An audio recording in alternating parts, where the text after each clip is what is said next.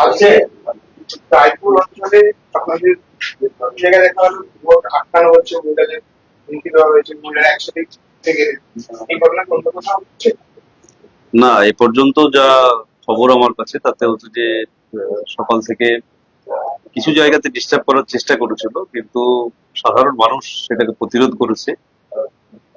আমি তো প্রথম থেকে বলেছি যে বলে লড়াইটা লড়ছে সাধারণ মানুষ, মহিলা পুরুষ থেকে শুরু করে সমস্ত, যার ফলে ওরা বহুত চেষ্টা করেছে।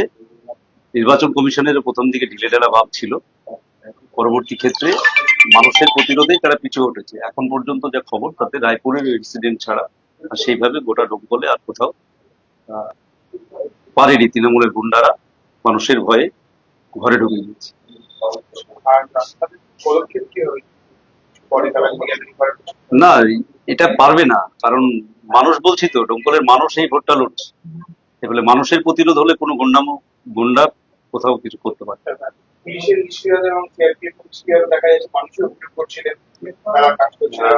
সেটা সবটা আমি বলবো না, এটা একেবারে তাদের হয়তো অভিজ্ঞতা ঠিকই। প্রথম দিকে আমি তো বললাম, প্রথম দিকে নির্বাচন কমিশনের একটা ঢিলেঢালা ভাব ছিল। পরবর্তী ক্ষেত্রে হচ্ছে যে সেটা যখন মানুষ তার নিজের অধিকার, গণতান্ত্রিক অধিকার প্রয়োগ করার জন্য যখন উদগ্রীব, তখন স্বাভাবিকভাবেই গুন্ডারাজ পিছনে হটে।